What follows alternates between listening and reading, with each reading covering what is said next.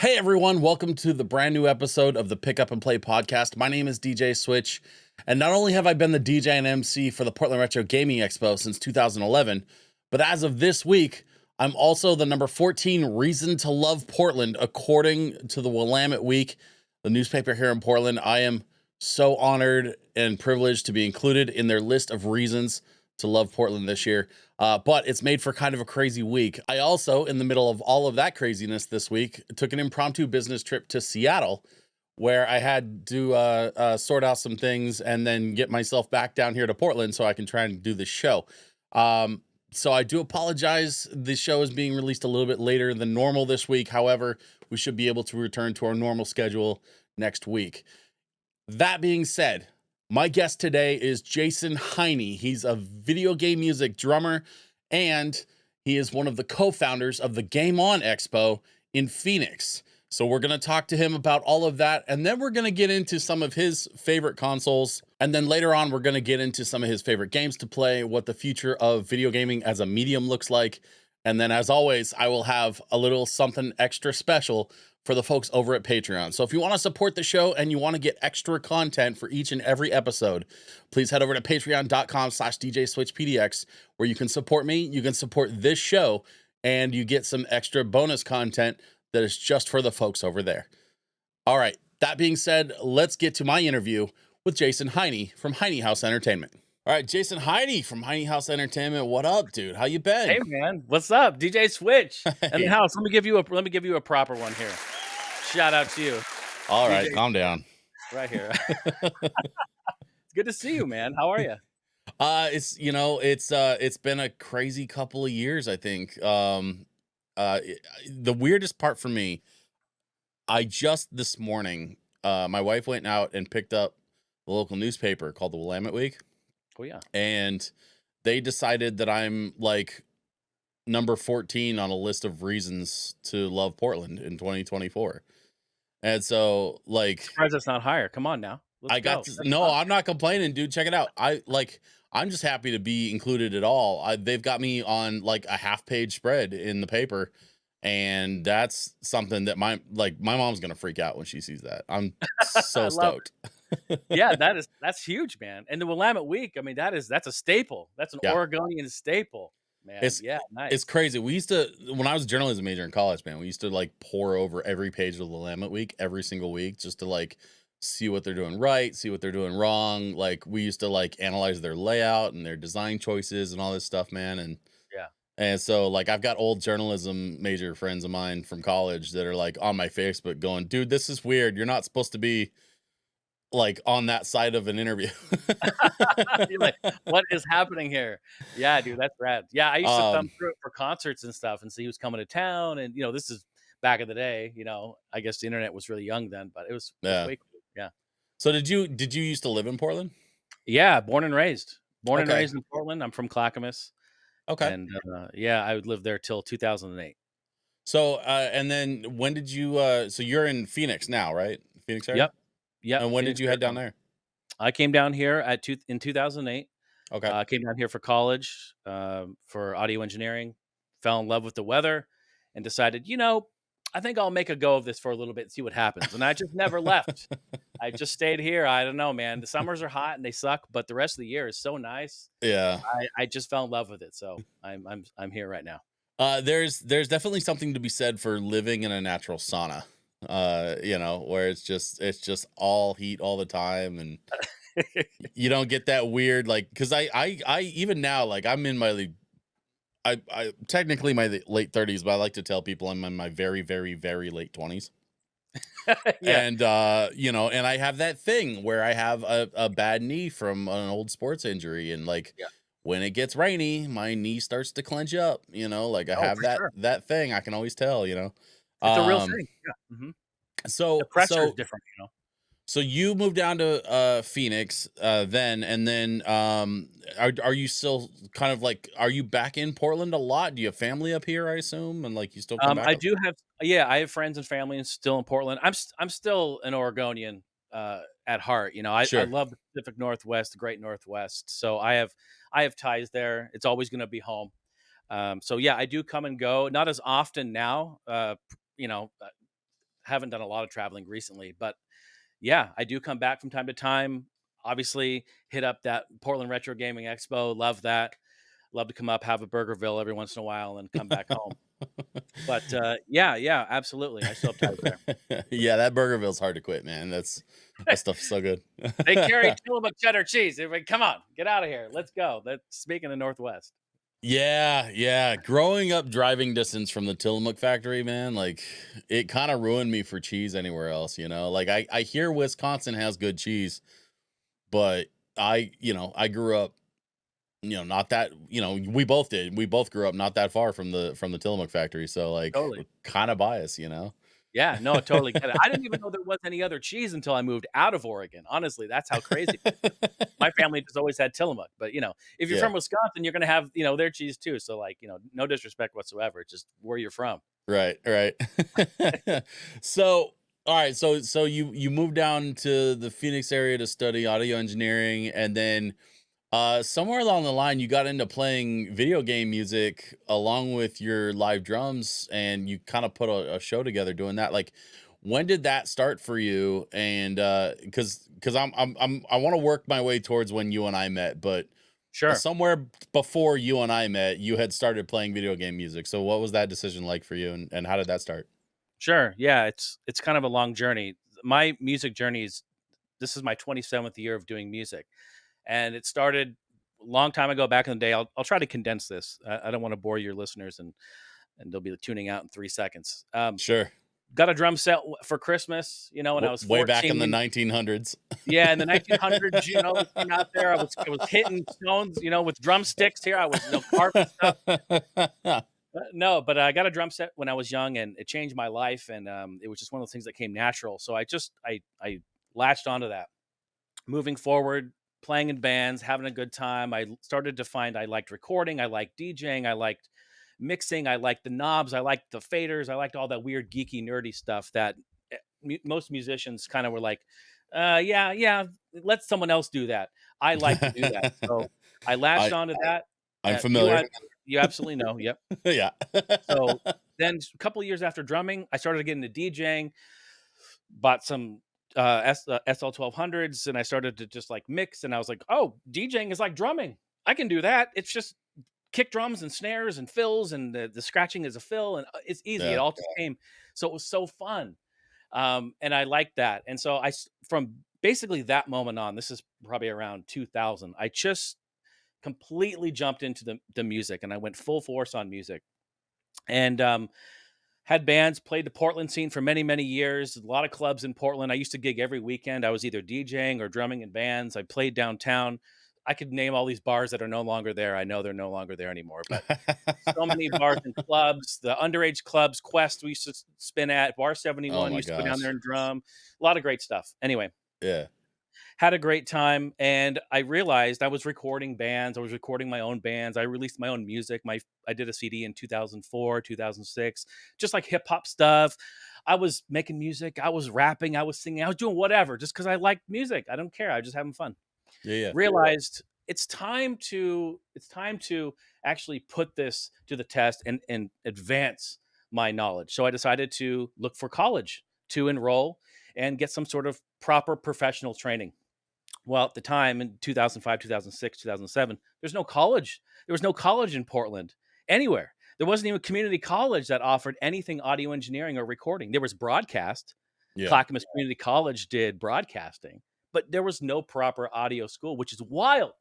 There Yeah. probably is now. There's probably many of them, but it was wild. So anyway, left there. I said, let's go to Arizona. There's an audio school down there. I could have gone to LA, but I didn't want to be in the LA scene.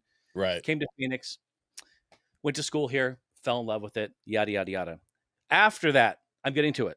After that, I decided to say, I'm going to blend my passion for my music, and my drumming, my recording background, my engineering background, my DJ stuff, my love and passion for video gaming, because I've been playing video games and collecting for years and years and years, as we all have.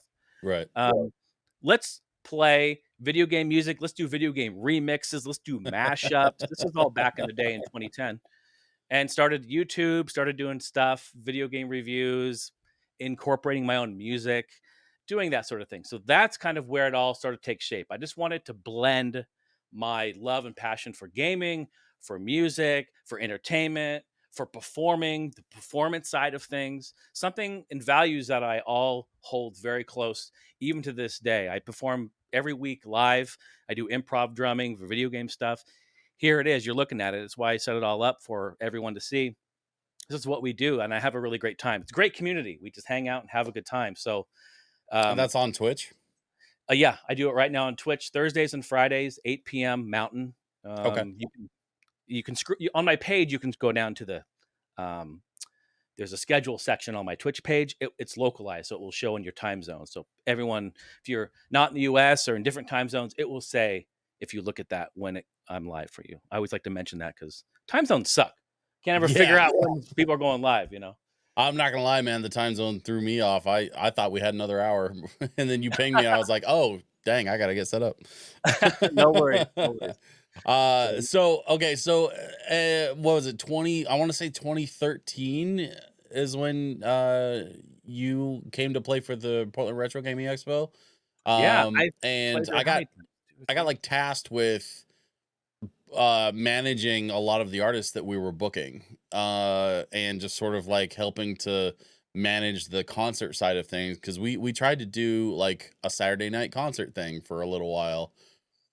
um and what we sort of learned, or what I learned, is that when I'm DJing for 3 straight days and then I also have to manage a concert on Saturday night, like, was a little too much for me. Uh, Mhm. but for a couple of years there, we tried it, and so you were one of the artists that we had booked to come perform. You had reached out and you were like, "Hey, I do this. I think it's a good fit." And I listened to your thing and I was like, "I agree. Come on down." And so I think that's where you and I met, was in what, 2013? Yeah, that would have been, man. We're look at that. We just celebrated our 10-year anniversary, Twitch. 10 years. Absolutely. Yeah, no, it was a great connection. It was a great marriage of things, and I was really thankful and happy for that opportunity to come back to Portland and play in my beloved hometown. It was just so warm and awesome. Yeah, I mean, it's a great show. The Portland Expo, the Portland Retro Gaming Expo, like, in and of itself, it's still run by a lot of the same folks. It's still run with a lot of the same passion. So, like, even as it's grown and sort of changed, and they've made adjustments here or there over the years, like, that passion for the retro gaming community, I think, is one of the biggest things that drives the Portland Retro Gaming Expo. And so, like, being able to find people like yourself that we could plug in and sort of celebrate that side of the retro gaming community, the sort of musical side. um it was such a great fit early on, and then you being a pleasure to work with was also kind of nice for me, because it meant that I had somebody with audio experience, I had somebody with engineering experience that I could talk to on that level, and just and so our communication between you and me got real short real quick.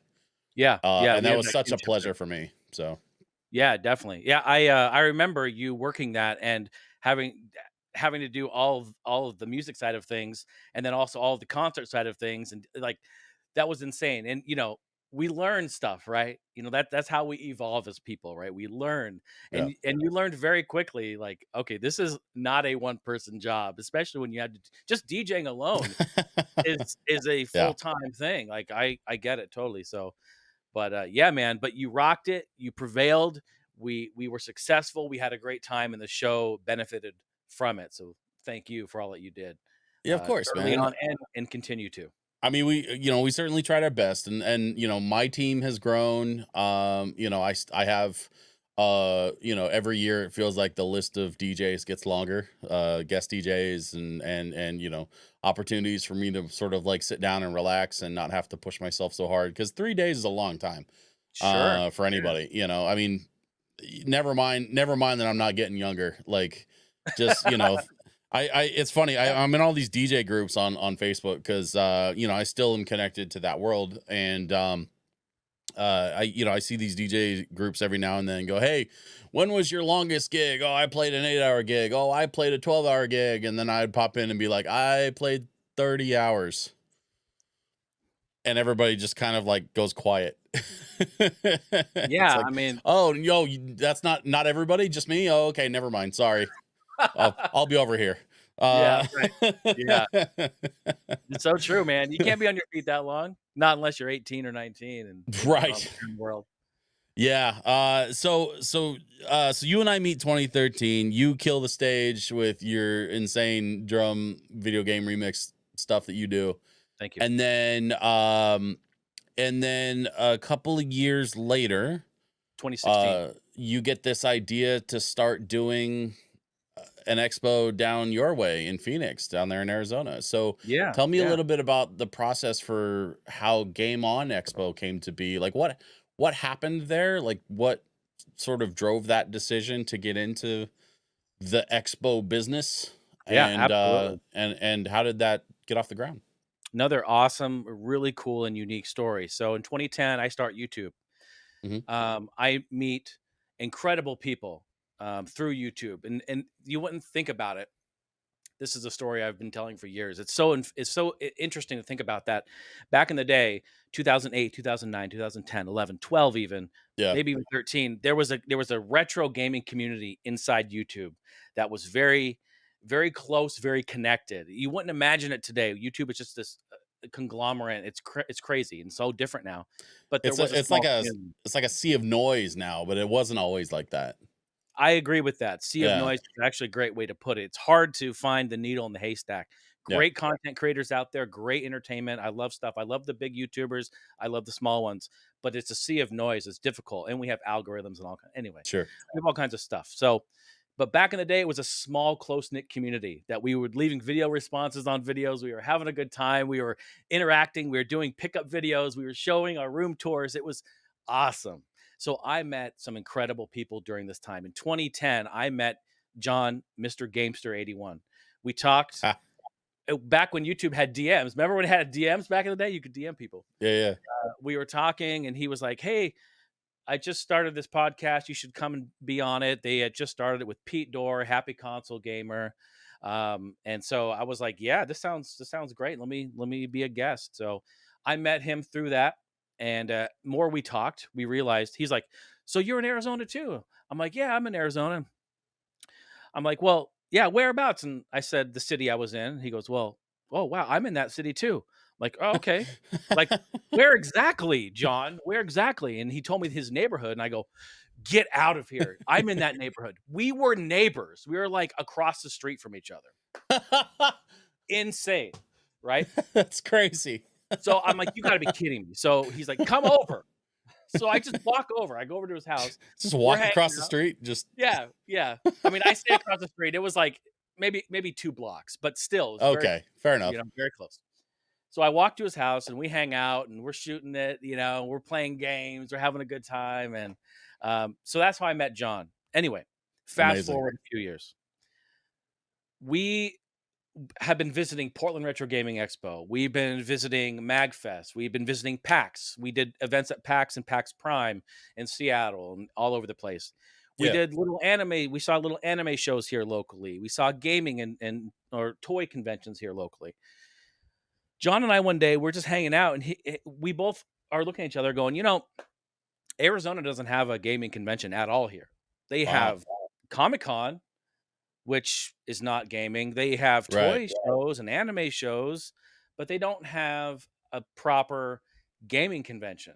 And we're like, we should just do it. And that's how it came to be.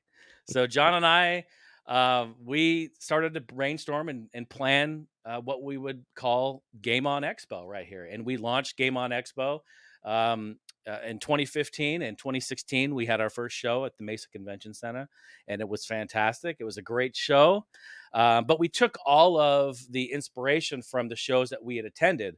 And we wanted to pay homage to those. We wanted to show respect to those. And we also wanted to show love and respect to gamers, as we're all gamers, John and I. So we come at it from a gamer perspective. And me being the Yeah. tech guy, I was like, okay, we can land up all these consoles. Like, we had an idea of how we wanted the consoles, arcades. We knew the arcade people in town. So we just reached out to the community for support, asked them to come down, asked all the gamers in the Arizona to come out. and beyond. And it was a fantastic show. And that's really how it started. And we wanted something for the community here. And that's what we Wow. gave them. Yeah. So you found a hole, you filled that hole, and Game On Expo seems like it's getting bigger all the time. I mean, this year I've been watching some of the announcements about the guests and things like that, including the announcement that you're going to be coming back as a guest performer. Yep. Um, Yep. and it seems like it's doing really well. You mentioned before we started recording that you're not involved in running the expo anymore. But even as a co-founder, I'm sure it must feel good to see it continue to thrive and continue to succeed.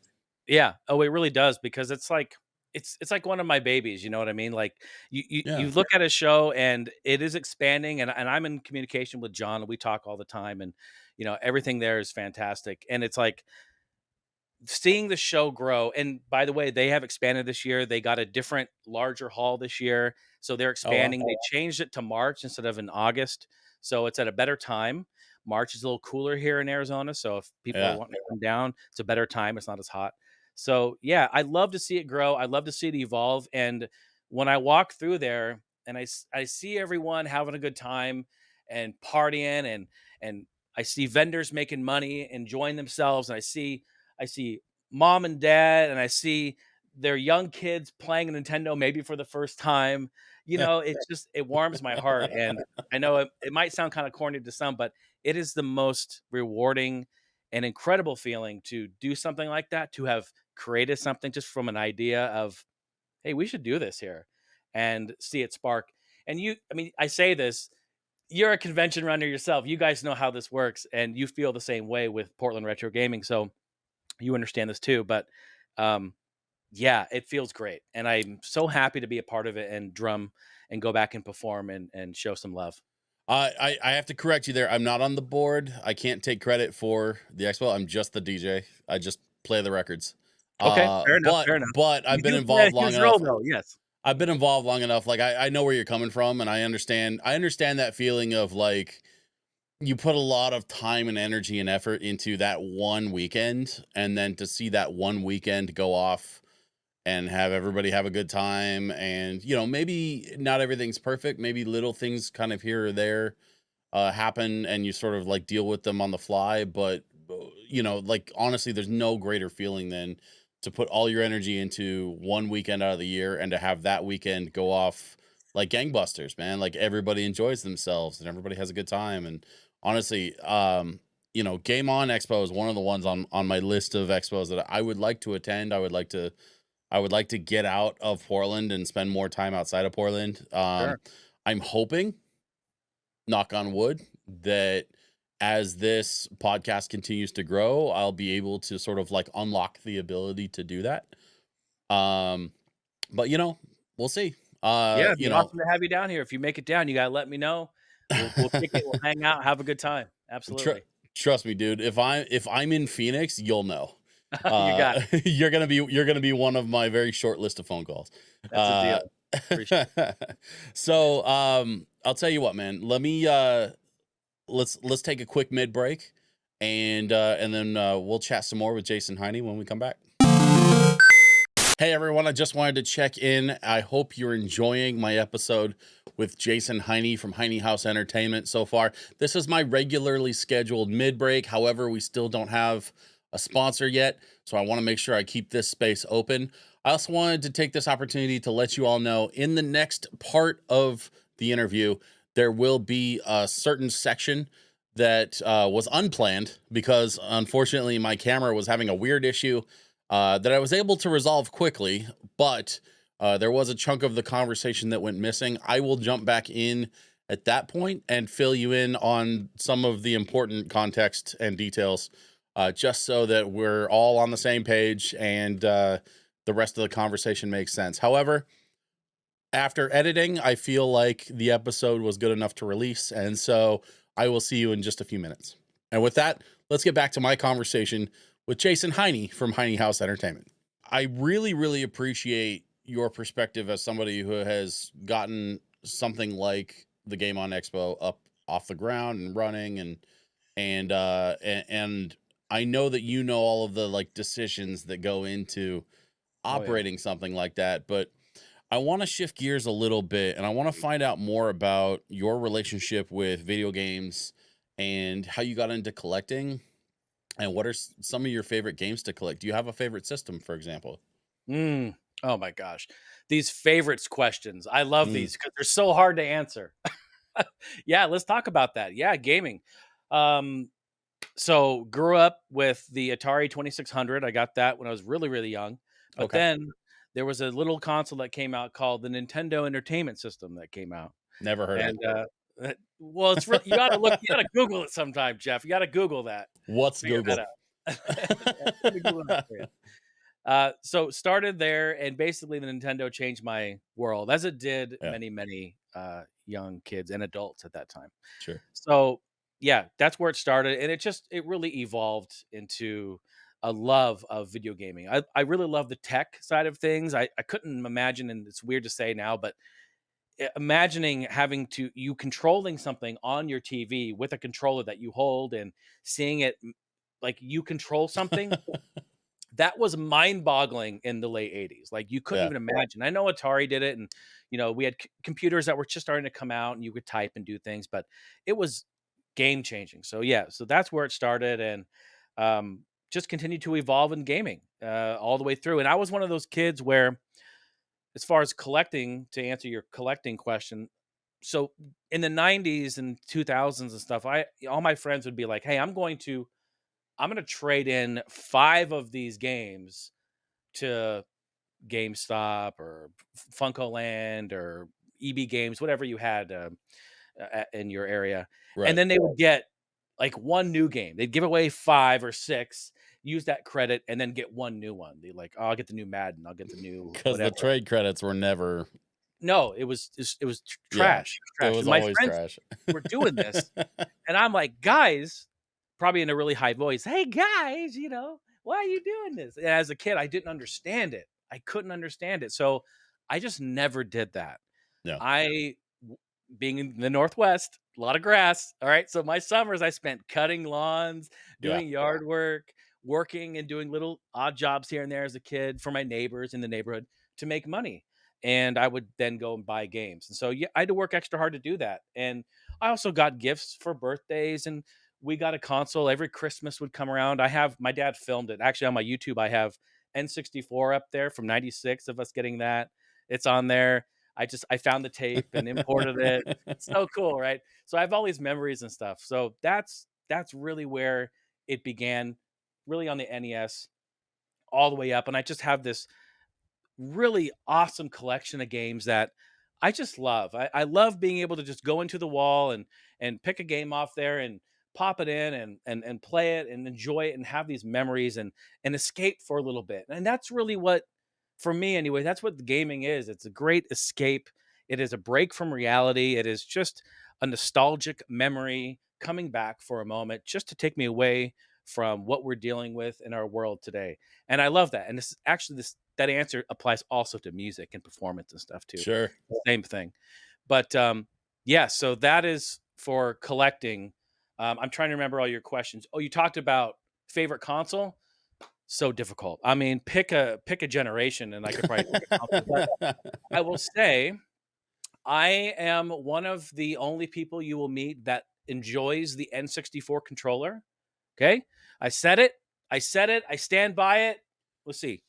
Nope, no one's You know yelling what? at me. Hey, you know what? You ready for this? Oh, yes. I agree with you. Whoa! Let's give a round of The applause. Come on now. Let's go. Come the on now. the Okay. N64 controller introduced things, the Z button, the analog stick, like a true analog stick that was like sensitive to the level of input, Yes. versus the old Atari sticks that were literally just digital. They just, it was just a stick you could grab onto, but it Yeah. was still Up, just a down, left, or digital right. input. Yeah, yeah, That's yeah. all you. Yeah. No, you're No, so right. You're so the right. N64 introduced things that completely changed the controller as we know it.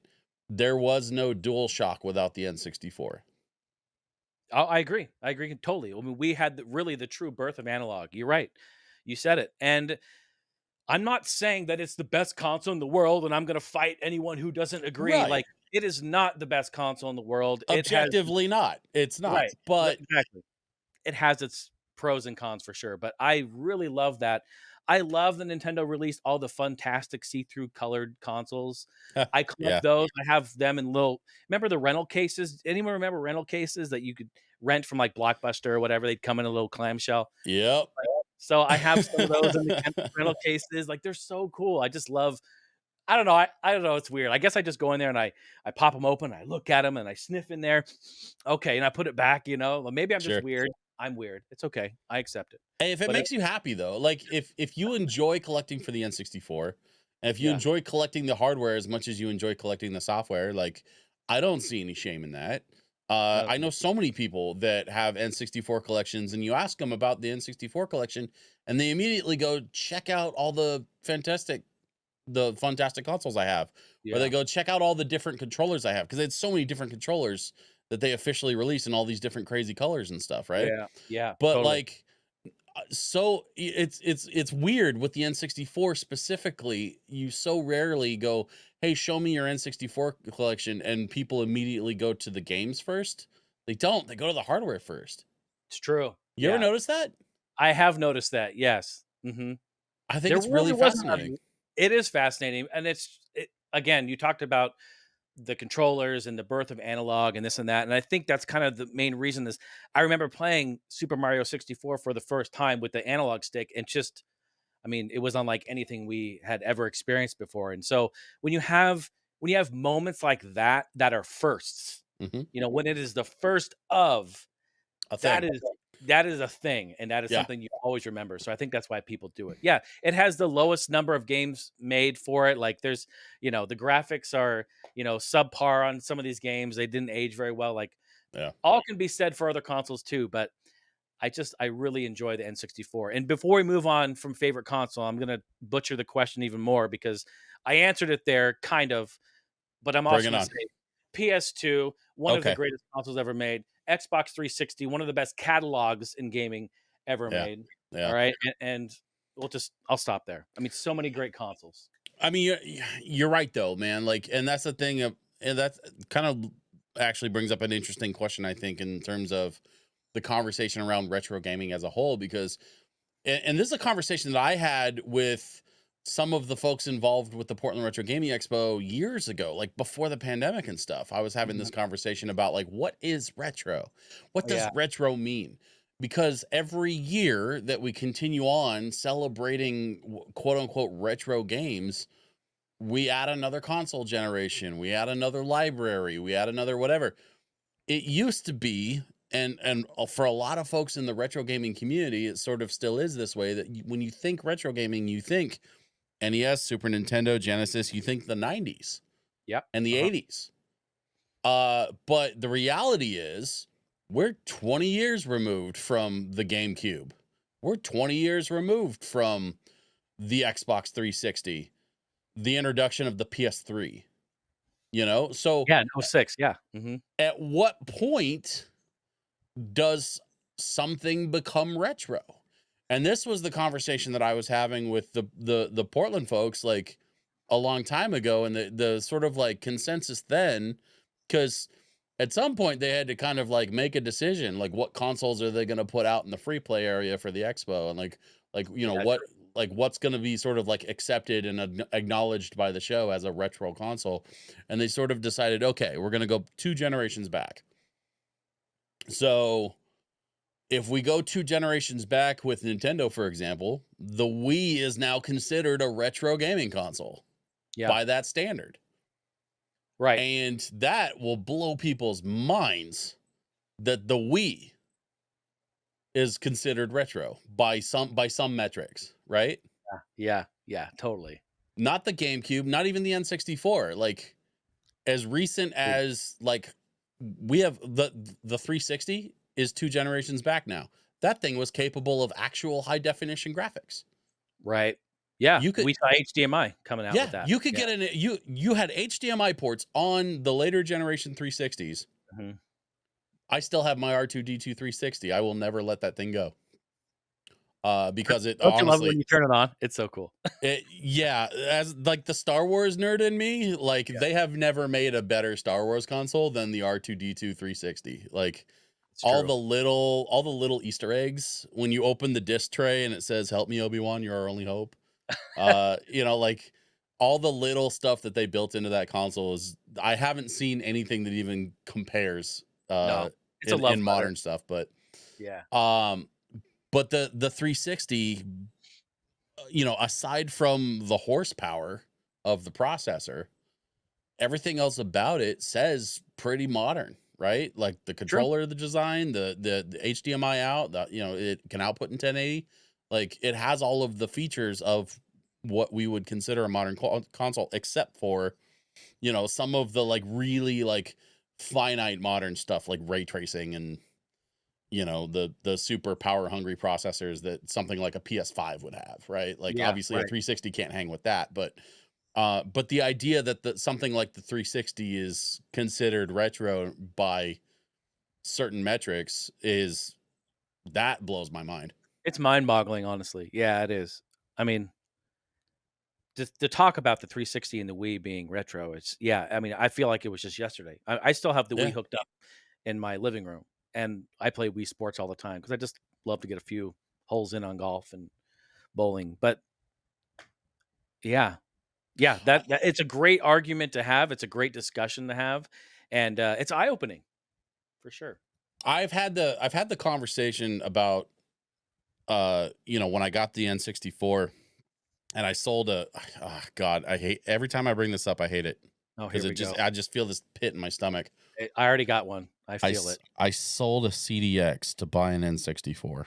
Bruh. Stop it. Bruh. Stop it. I'm not kidding. I told that story already on the show, so Yeah. I won't Okay. go back over They it, but they get to hear it twice. here's the That's cool. thing. No, here's the thing. After the N64 obviously was the GameCube. And I remember I had a job at a grocery store for about 3.5 weeks. And in the span of that 3.5 weeks, I took my like one full size paycheck that I got from that job, and I went and bought a GameCube and a copy of Wind Waker, and a Wavebird. Oh, yeah, yeah, And, absolutely. I mean, that's not a bad purchase, let's just say, you know? and it was the only thing I bought from that job, and then they let me go. And what's That's funny it. is, See you no, later. here's the thing. What's funny is this was like what 2004 It maybe, would've been around that time, yeah, somewhere. 2003, 2004, something. I don't know. I was out of high school. Um, and I got this job at this grocery store, but they had me working graveyard. It's hard. And the assistant manager pulled me into like a back room.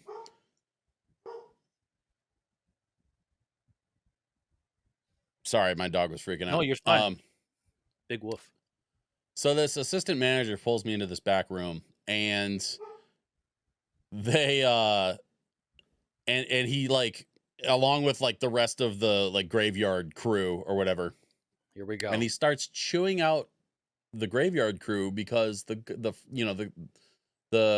freight guys were like falling behind on restocking everything because they had to restock overnight, but it was like a 24-hour grocery store. So like the freight crew was restocking while the store was open and people were coming in at all hours of the night to get their groceries. Some people shop hella late at night, Yeah, yeah, yeah.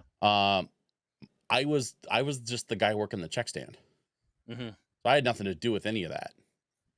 And so the guy, cussed us all out and chewed everybody up. And then I went back to work and was trying to like finish my morning shift and get out of there. And it was like, I don't know, I was supposed to be done by like 7 a.m. and it was coming on like 8:30 in the morning. And I was so tired after a long graveyard shift.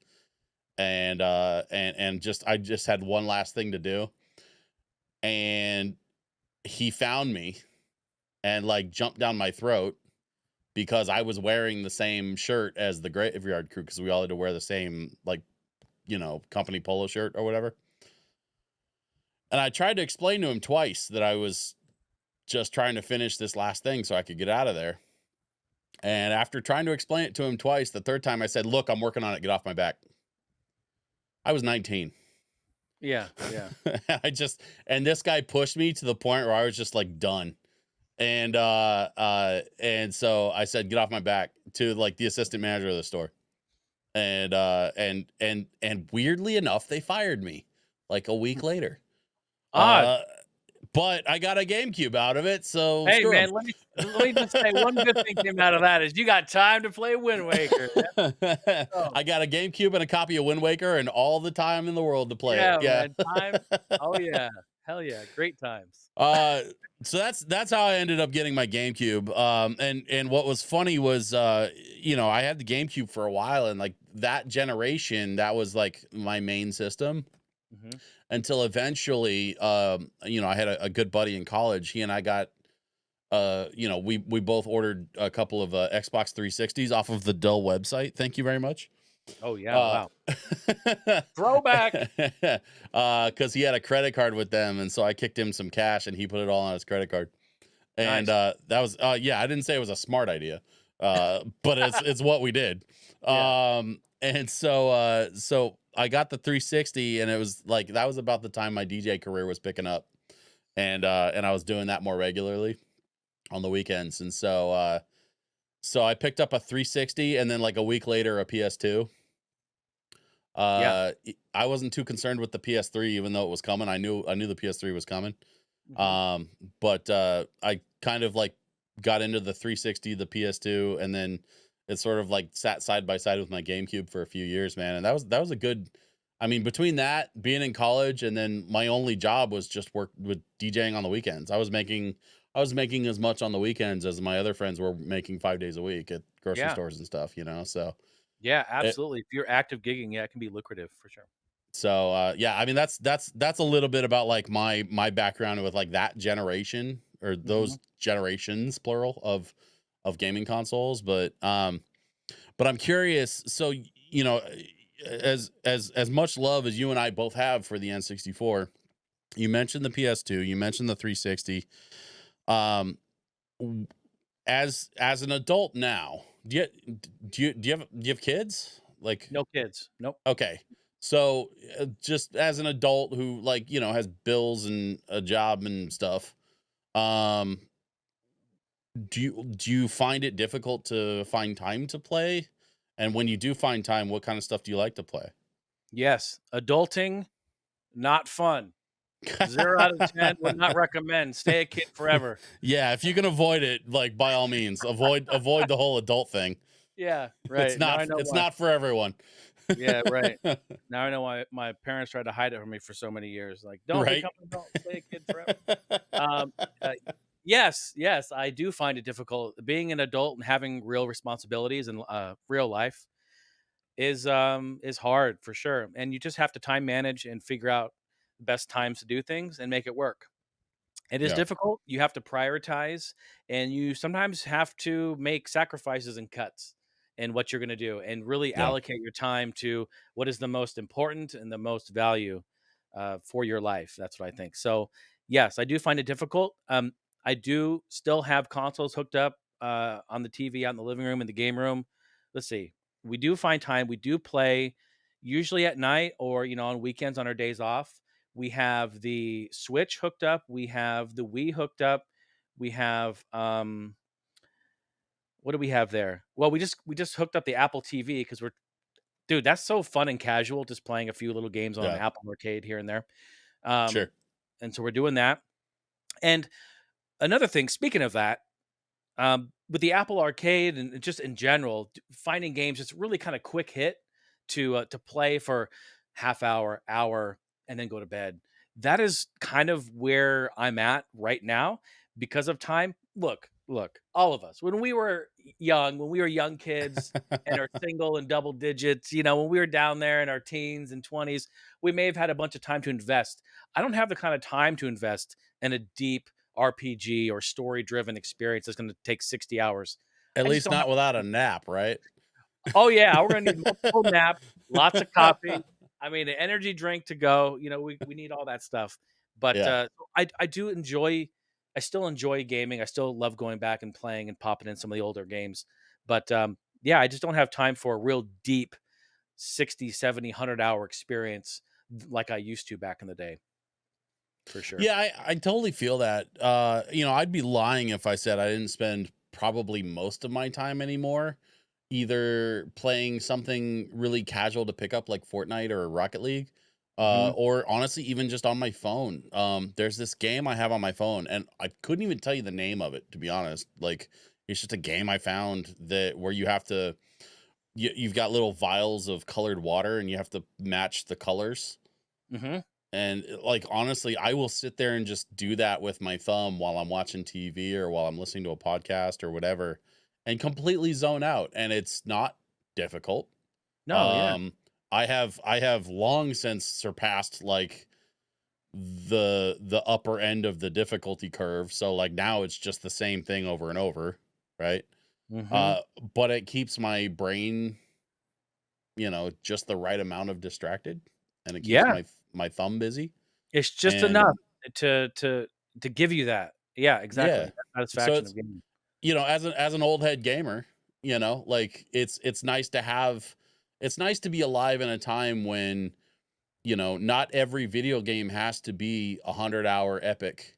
Not everything has to be Oblivion. Not everything has to be, or Skyrim. Not everything Mm, has to be Knights of the Old Republic.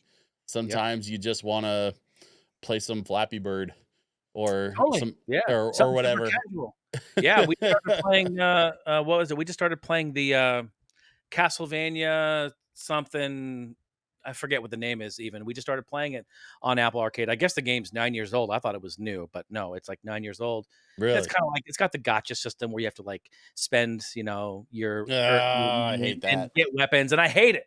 I hate it, Ugh. but I really enjoy the gameplay because it's kinda like a side-scrolling sort of beat 'em up in a way. Like, it's really fun, Yeah. so we're enjoying it, but again, quick hit. We play for an hour here, and we're done, and it's totally cool.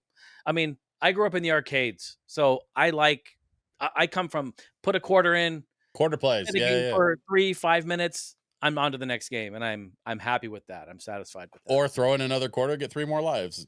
Yeah, Keep exactly, on trucking. and keep getting my butt kicked over and over and over. Yeah. I mean, we talked about this many, many years ago. I remember in probably 2011, we were talking about this, about mobile gaming, and I remember this coming out and really with, like, Androids and Apple, iPhones and smart devices and things and your iPads and your tablets, and I remember thinking and we talked about this, like, gaming on your mobile. I'm like, "Wow, this is crazy." Like, I love it and I hate it. Wait, do I hate it? I should hate it. Maybe I should hate it. I don't know. It was so early on, like we weren't sure where I wasn't sure where I felt with it. I was Yeah. kind of mad at it, I guess for no good reason. I think because I like consoles and gaming PCs and It's not it's real video games. not real. Oh yeah, Phone you're gonna phone what are video you games aren't real video games. what are you gonna do? Put a controller? You're not gonna play with a controller. Well, Bluetooth exists, idiot. So here we go. You know what I mean? Yeah. So there's lots of things there, but yeah, it's actually great, and I love it for a certain experience. I'll just put it there. They give you different experiences, and yeah, I embrace it. I welcome it. And then Microsoft goes and takes it a step further, and now you've got Xbox gaming on the cloud. So my phone has Wi-Fi 6. It has Bluetooth, so I can Bluetooth a controller to it. I can log into my Xbox account and I can play literal first party full fat titles. love it. Like, Love it. I was playing what was I just playing on Xbox? I was playing Assassin's Creed Valhalla. I've never played it until somewhat recently. I saw that it was available on Xbox Game Pass, and I was like, "Oh, well, that I have to play that." You have to play it. You have Yeah, access to it. Yeah. absolutely. And now I can play it on my computer. I can play it on my phone. I can play it anywhere I have internet access as long as the connection's decent. Which honestly, it doesn't take much, because all the computing happens on the cloud side. So And it it's runs an pretty good, like it's fine. yeah, It's great. Yeah. yeah. Especially Game something Pass. like that where it's not super competitive. You can just you can accommodate for a little bit of a uh malleable frame rate Yeah. or whatever. I Yeah, love it. it's I love insane Game to Pass. me that we live in this era of, you know, we're, as much as we love retro games and we love retro gaming tech and like where gaming comes from, I'm still a physical media guy. I'm sure you are too. Sure. Yeah, absolutely. A lot of us are that come from the old ways. But at the same time, there is a part of me that honestly appreciates living in an era where I have the choice. I can choose a physical disc or a physical cart, or I also have the Game Pass and I can do the cloud thing and have it in my pocket. I love it. I agree totally. And whether we like it or not, here's the most difficult thing I'm going to say for all of us, for everyone listening who's a gamer and agree with Switch and myself here about physical media. Reality is that they're not going to last forever. Yeah. The model and the business model moving forward is cloud, is digital. It's going to be in the cloud. It's been going that way for about the last 10 years, maybe actually longer. But we have to embrace it as much as we may not want to, but we have to. And we should try to with open arms welcome it, because that is the future of where our entertainment, that medium, is going to go. It's going to go digital. Once these discs rot out, once these cartridges stop working, there's still going to be movements. There's still going to be underground movements. People are still going to be repairing them, and hopefully technology has advanced to where, Mm. hell, we may be able to even just send a disc in somewhere or get a device in our house, pop a cartridge in, hit a button, it fixes the disc, it fixes the cart, and it worked. Maybe, I mean, I don't know. If you would have Yeah. told me 20 years ago, I would be able to play any game I wanted on this thing, Yeah. you would, I would say you're full of it. Yeah. So we just never know. And so I'm with you. I'm trying to embrace it, and I'm finding that it's actually pretty easy to do. Yeah. No, on the last episode, was talking with our friend Jay. He's got a YouTube channel called Square Pegs, and one of the things that we talked about was, Nintendo. I think they're gonna hang on to the physical thing for a little while longer. In fact, I was confirmed when somewhat recently, like in the last couple of days, it came out that they've confirmed that the Switch, what they're calling the Switch 2, which doesn't have an official name yet, but the successor to the Nintendo Switch console, is going to be fully backwards compatible with all the physical carts for the Switch, which Yeah. I'm thrilled about because they did the same thing with the DS, and the DS, it just expanded the DS library and the lifespan of all of those games. Because I had a DS, I had the original DS Fat, as it's known now. Mhm. And then I had a Lite, I had a DSi, I had a 3DS. Like, I went right down the line with the DS because I loved that console and I loved what Nintendo was doing with it. And we're seeing that now with the Switch, where it's kind of like this marriage of both, right? It's games you can play on the TV, but also it's a handheld, Yeah, it's awesome. and Great. they're gonna keep the compatibility going with the cartridges. And I think Nintendo is gonna probably be the last holdout. And that's why they're going to continue to get my business, because as long as Nintendo is putting out physical carts, that means I don't have to ever stress out about, like what uh Warner Brothers is doing, where they're pulling digital licenses for stuff. Yeah, pulling the catalog. Or like what PlayStation is doing, where the licenses are running out, and so digital media that people have purchased and paid for is being just taken away from them, and they no longer have access to it. And Sony's response is, well, sorry. Yeah, that's not a good answer. That's there's nothing about that Yeah. for the customer that is great about all of this. Yeah. And I know I just talked about, like, we have to embrace it and we have to do this, and just the side effect of that, the issue with that, just to your point, exactly to your point, is that you don't own it.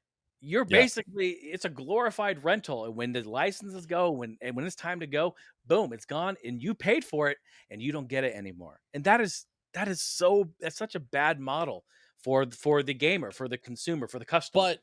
But I will say I don't think you're wrong. I do think that you're right in that that's the direction that the industry is going to continue to go, and that that's going to be the future of the media.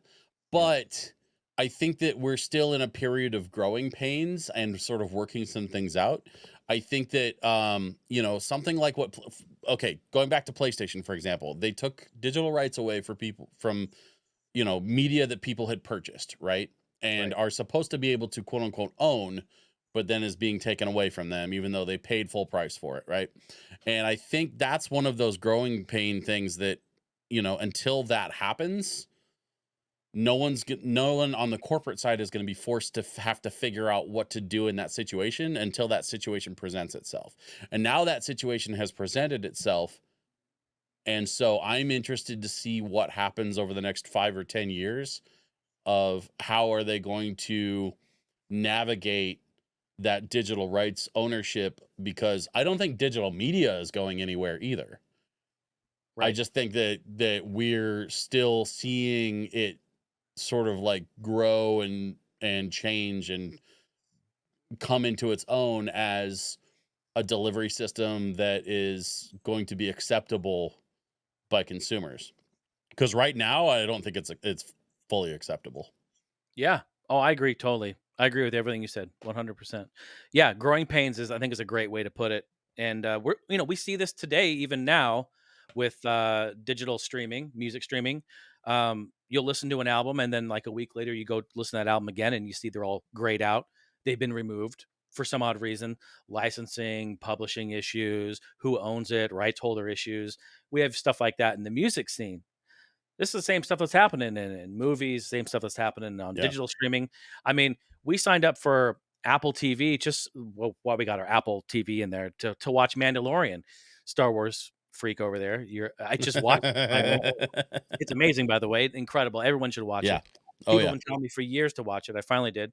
But again, we did that because not that it's going to go away anytime soon or whatever, but there will come a time when Mando may not be there, you know? Even though it's their most celebrated franchise, maybe we don't know. Maybe not. It's Star Wars. Maybe be there forever. Hopefully, in a galaxy here every day. But you never know. So it's kind of scary, the whole like digital stuff. So I don't know. I don't know. I'm going round and around with it because I feel like I'm in a bad relationship because Yeah. I love it and I want to embrace it. And I'm trying to be like, no, I'm not an old fuddy duddy. I'm not on the porch with my cane, kicking stuff. I'm embracing it. I'm cool. I'm hip. I'm awesome. But then I'm also just like, no, screw this. Sorry to jump in here, folks. This is the part where I mentioned my camera was acting up. In this section here, we were talking a little bit about how hardware has diminishing returns over time. Things like the Xbox 360 are not as far removed from the current generation of Xbox or PS5, as opposed to something like what we normally think of when we think of retro hardware, something like the NES or the Atari 2600.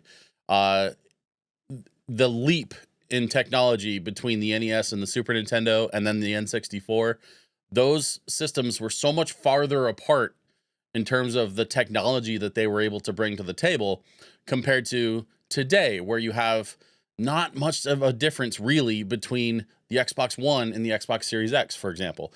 So that was all part of the conversation that we were talking about.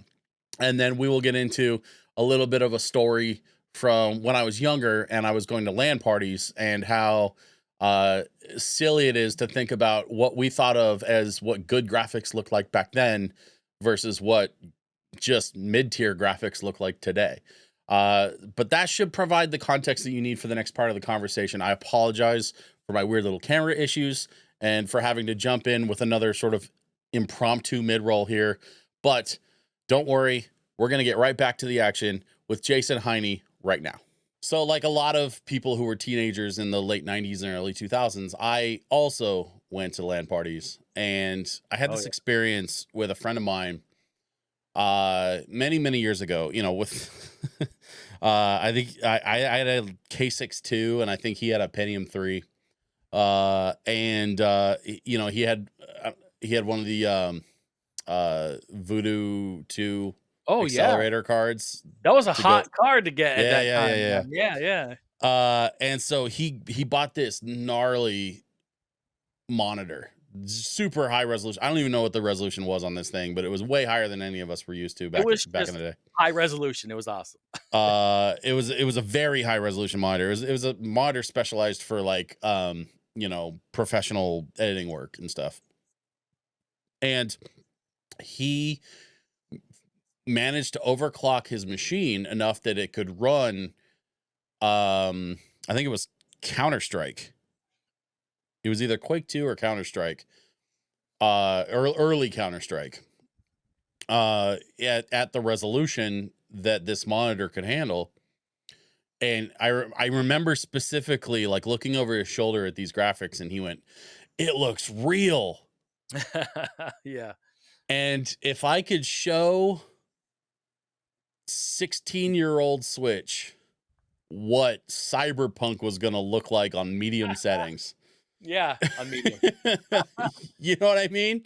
You wouldn't Like, believe it. the games now are so insanely detailed, and the lighting and environment and effects and stuff is all so insanely detailed now that, like, 25 years ago, we never would have been able to even like imagine what an even like mid-tier game would look like today. Yeah. Fortnite even has lighting effects and stuff that I wouldn't have even expected. Yeah. Yeah. And that's just Fortnite, like it'll run on anything. It's true. Yeah. So it's crazy to me. It's really crazy to me that like how far we have come over time, but also having been there for the most of it.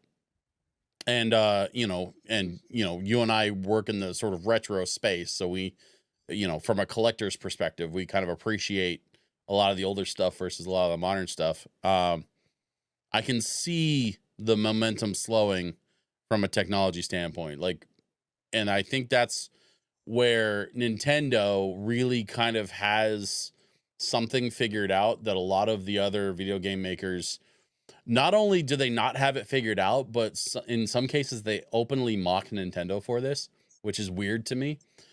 Nintendo finds ways to continue to progress the way that people interact with their games. Whether it's, the Wiimote or the Joy-Cons, or, making a console that is also portable, but you play the same game. You literally don't even have to take the cartridge out. Like, it's the exact same game on both the TV and in your hand. Right. Yeah. That I think that is the kind of technology focus and that kind of like interactivity focus that has sort of set Nintendo apart and made Nintendo the behemoth that it is. Because at the end of the day, Xbox and PlayStation, and frankly, even the PC world, like they keep trying to sort of push the same envelope, and Nintendo's over here going, we're just going to make a different envelope. Yeah, still ship the letter, but it's going to be in a different envelope. Yeah. Yeah, exactly. Yeah, it's something that maybe it's coined. I don't know. I've always just called it the Nintendo experience, where it's like, yeah, it's a Wii remote. It's a 3DS. It's a 3D gimmick. An analog stick. It's an analog stick. An analog stick on the N64. It's a stylus. How's that for a callback? It's a dual screen. You know what I mean? Yeah. Like, there's so many things, the Nintendo experience, that keeps gamers coming back. Now, we're always going to get an underpowered machine from Nintendo that has fully optimized first-party gaming experiences. Nintendo's software is always so good, fully optimized for the most part. And they're really good about that. That experience you get is why it may be more limited in games than what we'd find on a Sony or an Xbox, but what you get there is just so powerful. Gamers keep coming back because it is just so good. I love Mario Party. I love Zelda. I love Mario. I love Luigi. I love Donkey Kong. I love all these. I love all these franchises. They just have this plethora of this ecosystem. It's so big, and it's so fun to be in. Yeah, absolutely. Yeah. Well, listen, Jason, we're coming up on the end of it here. Thank you so much for hanging out and talking games with me today, man. Absolutely, man. It's been fun. We were just getting into it, man. We could talk easily for 2 to 3 hours. It was a lot of fun. Thank you, Switch. Well, Appreciate it. I would absolutely have you back on the show. And you know, my original vision for this show was that I was going to release one episode a month and just really focus on promoting that one episode per month. Mhm. And then it very quickly turned into a weekly show, and that just went out the window. So, Yeah, I love it. you know, I'm going to be cranking out a lot more of these, man. I'd love to have you back on. Yeah, we should get together again and chat some more. Absolutely. Thank you for the Uh, opportunity. Love being here. Hey, listen, man. Good luck with Game On Expo this year. Good luck with everything that you're doing down there in Phoenix. Is there anything you want to plug before we go? Yeah, yeah. If any of your listeners out there want to take part in what I have going on over here at the Heine House, obviously you're seeing the live drum show here, but you can check me out on my website, heinehouse.com, heinehouse.com, Heine. Got to spell it, Heine. So yeah, come on out. I've got all the socials and stuff, Facebook, Twitter, Instagram, all that good stuff. But Discord's there too. Just check out the website. Come on by twitch.tv/the Heine House if you want to just directly go there. Come on by. We're just a bunch of awesome, like-minded individuals, loving music, loving games, loving community, having a good time. We're not a bunch of music snobs. I play anything. I want to hear songs from you. We request it. And if you want to come out to Game On this year, come out to Game On. That's March 15th through the 17th of 2024. We'll be there. And my plan is to get back to Portland. Want to come out to Portland. I saw online too, they're doing their countdowns. Oh, it's only a couple hundred days, but who's counting? Oh, we're counting. All right. We're all here. We're counting. We want to come back. We want to play. So yeah, absolutely. Yeah. But yeah. And if Portland brings back music, hey, you got an act right here. I'd be happy to come out and play with you guys. You know, we haven't talked about it. I don't know. I don't know when or if we're going to be doing this, something like that. We did have a band this last year. And that was kind of like a contract thing. Like they had to build a whole stage out just for one band. Um, Yeah, that's a lot. and I don't know what the plan is going forward for the Portland Retro Gaming Expo. I know, as far as I'm concerned, I'm planning to be back and playing tunes. Perfect. But I'll be there, you know, all weekend long in the arcade. Absolutely. That's sort of my home. Yeah. And so yeah, so but listen, man, like even if you can just make it to Portland to hang out, of course I'd love to see you. Absolutely. And thank you again for hanging out today and doing the show. You got it, Switch. Awesome. Thanks for the opportunity. Have a great day. Thank you. All right, everyone, that is going to do it for this episode of the Pick Up and Play podcast. My sincerest thank you to Jason Heine from Heine House Entertainment. Please don't forget to check him out at twitch.tv. And of course, check out heinehouse.com. I have links for all of that stuff in the show notes and in the description on YouTube. So you should be able to find him and follow him easily. Come be a part of his community. I will be hanging out more often at his Twitch streams on Thursdays and Fridays at 7 p.m. Pacific time. So I hope to see you all in the chat down there. In the meantime, that's going to do it for this episode of Pick Up and Play. Don't forget, we have bonus content available for you all at patreon.com/DJSwitchPDX. Of course, I want to thank the Portland Retro Gaming Expo and all of you for taking the time to hang out with us today. And with that, I will see you all next week.